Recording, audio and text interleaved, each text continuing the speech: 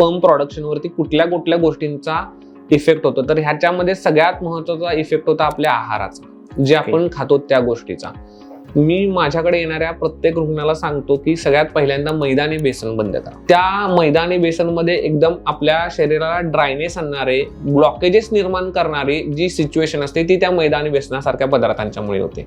तर मैदा आणि बेसन तत्सम घटक कुठले, तर आजकाल आपण बघतो चायनीज फूड आहे, आपण पिझ्झा खातो, बर्गर खातो, फास्ट फूड खातो, जंक फूड खातो.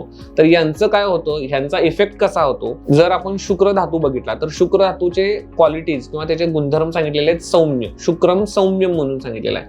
म्हणजे त्याची कॅरेक्टरिस्टिक जी आहे ती तुपासारखी, दुधासारखी, लोण्यासारखी अशी नाजूक सांगितलेली आहे. पण होतं काय, हे जे आपण सगळं फास्ट फूड, जंक फूड अशा पद्धतीचं खाणं बघतो, तर याच्यामध्ये काय होतं, सगळा कोरडेपणा असतो शरीरामध्ये.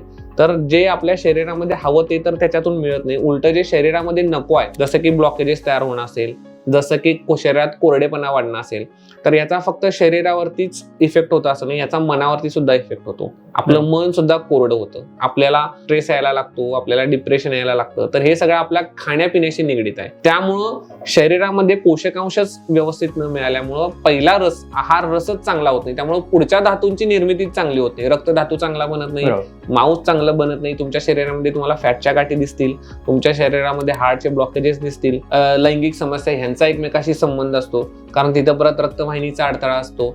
त्याच्याबरोबर चिडचिडेपणा, मानसिक असंतुलन, हार्मोनल इम्बॅलन्स या सगळ्या गोष्टी दिसतात. अशा पद्धतीनं आहाराचा आपण कधी विचारच करत नाही.